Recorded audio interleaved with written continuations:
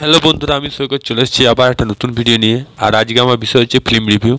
তো আমি যে ফিল্মটা রিভিউ করতে চলেছি অনেকের কাছে হয়তো অজানা, কারণ এই ফিল্মটা মাত্র 11টা সিনেমা হলে, আমি যতটুকু খবর পেয়েছি, এবং 11টা সিনেমা হলে মাত্র মুক্তি পেয়েছে এই সিনেমাটা।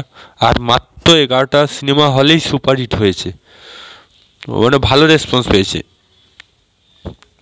এত বাংলা সিনেমা কম্পিটিশন যে একটা ছোট বাজেট বা বড় বাজেট সিনেমা হোক, কিন্তু মানুষ জানতে পারছে না। আগে মানুষ জানতে পারতো, ছোট বাজেট ফিল্ম হোক বড় বাজেট ফিল্ম হোক। আর এটা খুব কম সিনেমা হলে মাত্র মুক্তি পেয়েছে। আমি চাইবো এই সিনেমাটা আরও সিনেমা হলে মুক্তি পাক, আরও ডিস্ট্রিবিউট করুক, কারণ কোথায় যেন আমাদের বাংলা সিনেমা হারাতে হারাতে বেঁচে যাচ্ছে। তো হারিয়ে যাচ্ছিল, দেবের জন্য বেঁচে গেছে।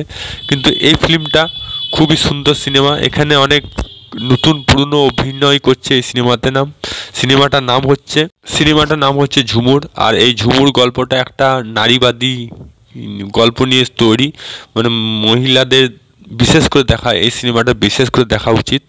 আর তাদের দেখা উচিত যারা শহরের মা বাবা, গ্রামের মা বাবা আছে, যারা শহরে নিজের মেয়েকে পড়তে পাঠাতে নিয়ে যায় শহর দিকে, বা শহরে পাঠিয়ে দেয়, এবং সেটা হয়তো দেখতে পায় না কি চলছে সেখানের পরিবেশ কেমন এবং গ্রামের পরিবেশ কেমন। এবং গ্রাম থেকে শহরে যেতে কিন্তু খুবই মানে কষ্ট হয়, সেটা আমার চেয়ে ভালো কেউ বুঝবে না।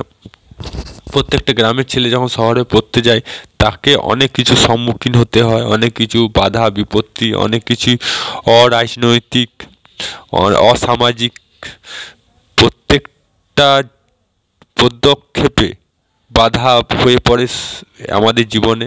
আমরা ঠিক মতন পড়াশুনো করতে পারি না জীবনে, আমরা ঠিক মতন সেখানে মানিয়ে নিতে পারি না অনেক কারণে, অসামাজিক কাজের জন্য।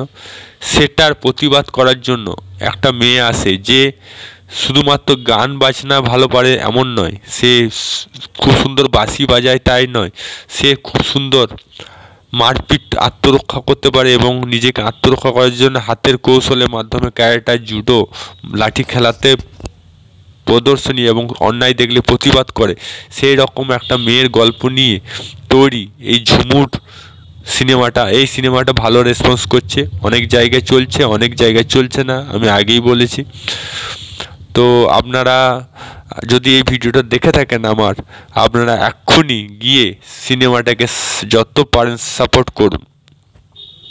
এখানে যেটা আমার প্লাস পয়েন্ট লেগেছে, অনেক নতুন আর্টিস্ট আছে, অনেক পুরনো আর্টিস্ট আছে। নতুন আর্টিস্টের মধ্যে আমি যেটা দেখলাম, রিমি বিশ্বাস।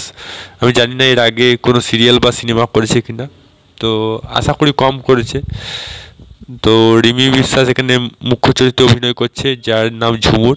তাছাড়া রাজেশ শর্মা একজন পুলিশ অফিসারে অভিনয় করেছে, যেটা আমার খুব ভালো লেগেছে। এন্ডিং প্রথম এবং এন্ডিং সিনে রাজেশ শর্মাকে দেখানো গিয়েছে, এবং এখানে সে হিন্দি ভাষাতে কথা বলেছে।